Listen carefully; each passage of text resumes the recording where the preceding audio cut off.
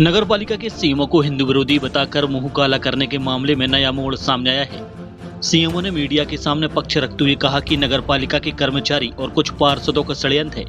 वही चाहते हैं कि सीएमओ या तो तबादला करा ले या फिर लंबी छुट्टी पर चले जाएं, ताकि उनके अवैध बिल का भुगतान हो सके।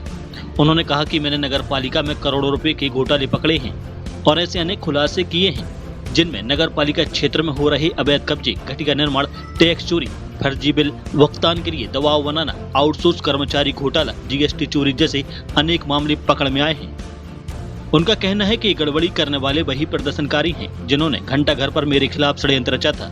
उन्होंने कहा कि मुझे हिंदू विरोधी बता रहे हैं, जबकि मैं धार्मिक प्रवृत्ति का और ब्राह्मण हूँ। मैं उपवास भी रखता हूँ और पूजा पाठ भी करता हूँ। बीते शनिवार को दमोह में भाजपा नेता विवेक अग्रवाल और अनुराग यादव ने नगर पालिका सीएमओ प्रदीप शर्मा के घर के बाहर मुंह पर कालिक लगा दी थी। यही नहीं, उसी दिन घंटा घर पर सीएमओ के खिलाफ खासा प्रदर्शन हुआ और नाराज हिंदू संगठनों ने चक्का जाम भी किया था। उनका आरोप है कि सीएमओ प्रदीप शर्मा सनातन के विरोधी हैं। बता दें कि शहर के प्रतिबंधित क्षेत्र घंटा घर पर बीती शुक्रवार रात हिंदू संगठनों ने भगवा झंडे लगाए थे। शनिवार सुबह जब सीएमओ प्रदीप शर्मा ने नगर पालिका के कर्मचारियों से हिंदू संगठन के लोगों से बात कर शांतिपूर्ण तरीके से झंडा निकालने को कहा, तो हिंदू संगठन भड़क गए और घंटा घर पर विरोध करना शुरू कर दिया। जिसके बाद अनुराग यादव और विवेक अग्रवाल ने सीएमओ को घर के बाहर बुलाया और मुंह पर कालिक लगा दी। देखिए, बेसिक कारण तो ये है कि ये जो व्यक्ति है वो एक ठेकेदार है जो बार बार पेमेंट के लिए आता है।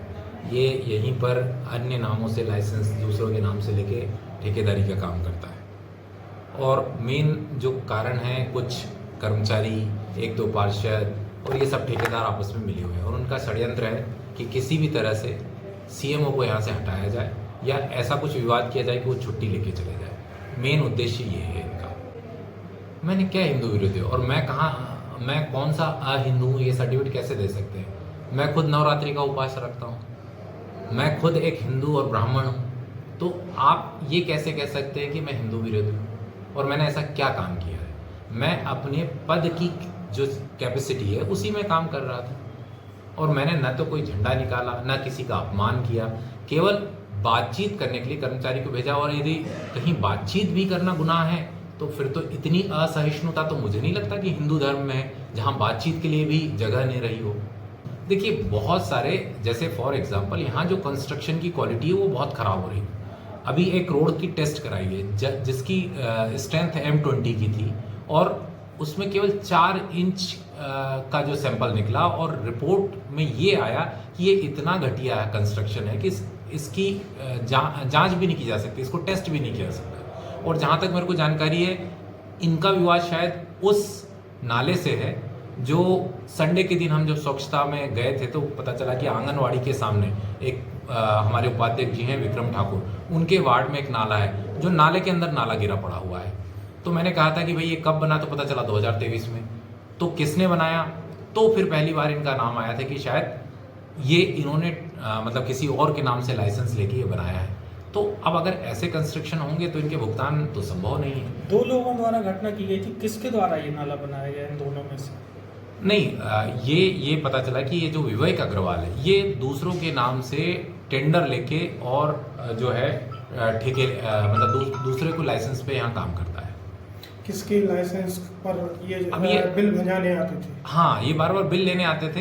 अब तो मैंने पूछा तो बताते हैं कि ये खुद नहीं है, ये किसी दूसरे व्यक्ति के जो लाइसेंस होते हैं उनके ऊपर काम करते हैं। ये कई बार कलेक्टर साहब के पास भी गए हैं कि हमारे बिल नहीं हो रहे।